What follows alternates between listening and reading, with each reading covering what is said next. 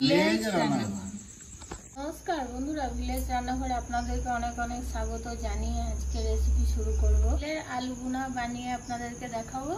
এটা একদম ঘরোয়া সবকিছু উপকরণ দিয়ে আমরা আজকে বানাবো। অবশ্যই আপনারা ভিডিওটা প্রথম থেকে শেষ পর্যন্ত সঙ্গে থাকবেন, কোথাও যাবেন না।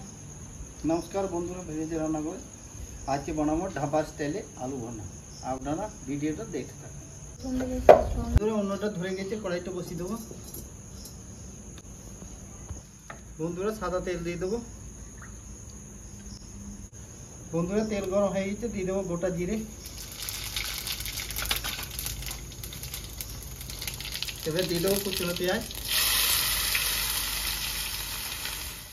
আমি মশলাটা রেডি করে নেবো। নিয়ে নিচ্ছি আধ বাটি, লবণ দিয়ে দেবো 1 চামচ, হলুদ গুঁড়ো 1 চামচ,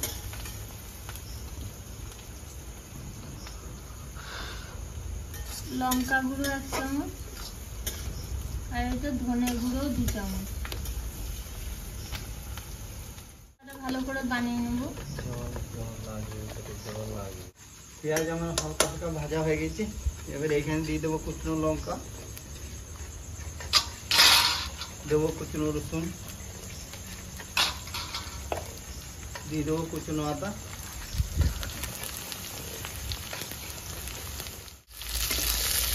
বন্ধুরা এই রেসিপিটা, আলু ভুনা যে রেসিপিটা, এটা একটা দারুণ রেসিপি। এটা আমরা তো ভিলেজ রান্নাঘরে প্রথম বানাবো আর প্রথমই খাবো, এর আগে তো খাইনি। আর আপনারা যারা যারা খেয়েছেন কমেন্ট করে জানাবেন, কিন্তু আমরা প্রথমবার খাবো, তাই আপনাদেরকে বানিয়ে দেখাবো। আপনাদের কেমন লাগবে আপনারাও জানাবেন আমাদেরটা কেমন লাগলো।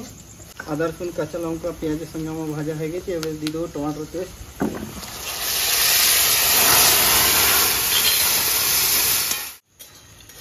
ধাবাতে তো এইভাবে আগুনে একদম এমন ফ্রাই করে, মানে পুরো কড়াইতে আগুন দেবে, সেইভাবে আমিও করলাম। ঠিক আছে, আপনারা দেখতে থাকুন। রান্নাটা কত সুন্দর হচ্ছে আপনারা দেখুন। তো আমি ভালো করে টমাটোটা কষিয়ে নিলাম পেঁয়াজের সঙ্গে। এই টমাটোর কাঁচা গন্ধ চলে গেছে। এবারে আমি দিয়ে দেবো এই যে দইয়ের সঙ্গে যে নিজে মশলাগুলো তৈরি করে এখন মাখিয়ে রাখলাম, সেটা দিয়ে দিচ্ছি।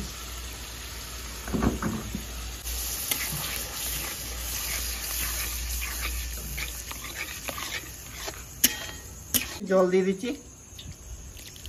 মশলা বাটিতে একটু লেগেছিল, নিয়ে দিয়ে জলটা দিয়ে একটু জল দিয়ে দিলাম। পুরো মানে গ্রেভিটা রেডি হয়ে গেছে। দেখুন কত সুন্দর কালারে এসছে।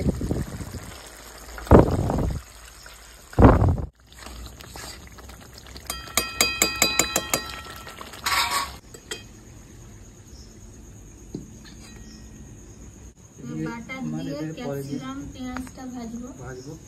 এবার দিয়ে দেবো বাটা।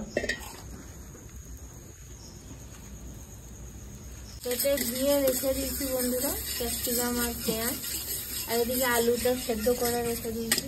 বন্ধুরা এবার পেঁয়াজ আর ক্যাপসিকাম ভেজে নেবো হালকা করে, যাতে কাঁচা গন্ধটা চলে যায়।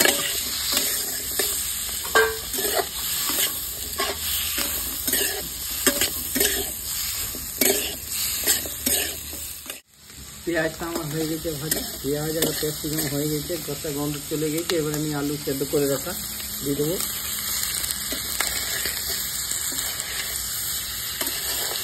বাটারের গন্ধটা এত সুন্দর বেরোচ্ছে না, দারুণ।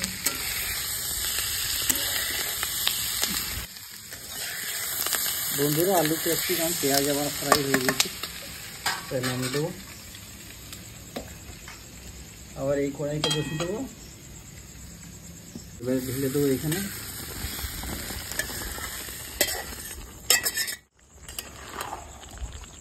কসুরি মেথি দিয়ে দেবো, গুঁড়ো গোলমরিচ দেবো, একটু ধনে পাতা, জল একটু জল দেবো।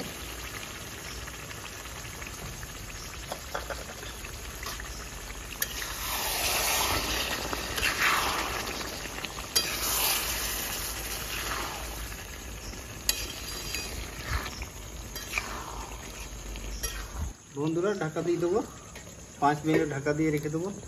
বন্ধুরা দেখুন আমার আলু ভুনা কত সুন্দর ধাবা স্টাইলে আলু ভুনা হয়ে গেছে দেখুন।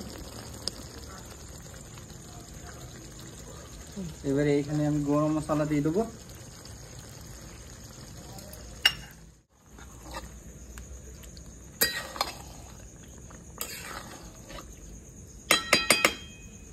রান্না কমপ্লিট হয়ে গেছে, এবার নামিয়ে দিচ্ছি।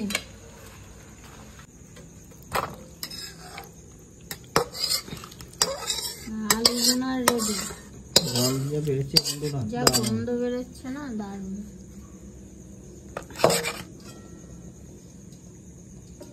এখানে দিয়ে দেবো ধনে পাতা। এবার ধনে পাতা দিয়ে আমার রেসিপি হয়ে গেল রেডি। বন্ধুরা এবার খেয়ে দেখি আলু ভুনা কেমন হয়েছে।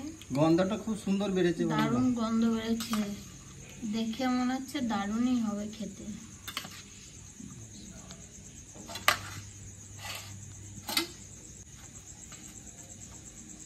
বন্ধুরা ভাতের সঙ্গে, রুটির সঙ্গে, পরোটার সঙ্গে, লুচির সঙ্গে সবই খেতে পারবে, এত সুন্দর টেস্ট। দেখুন গন্ধ যা বেড়েছে।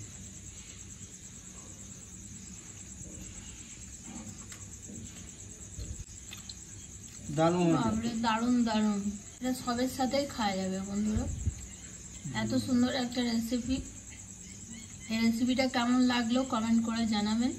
আর ভিলেজ রান্নাঘর চ্যানেলটিতে নতুন হয়ে থাকলে লাইক, শেয়ার আর অবশ্যই সাবস্ক্রাইব করে পাশে থাকবেন। বেল ঘন্টি পাশে ক্লিক করবেন আর নোটিফিকেশনটা অন করে রাখবেন, যাতে ভিলেজ রান্নাঘর চ্যানেলটি আপনার কাছে চলে আসে। সুস্থ থাকবেন, সাবধানে থাকবেন। কাল আবার দেখা হবে। বন্ধুরা ভিলেজ রান্নাঘরের নতুন নতুন রেসিপি দেখা জানে ফেসবুক চ্যানেলটাকে ফলো করবে আর পাশে থাকবে।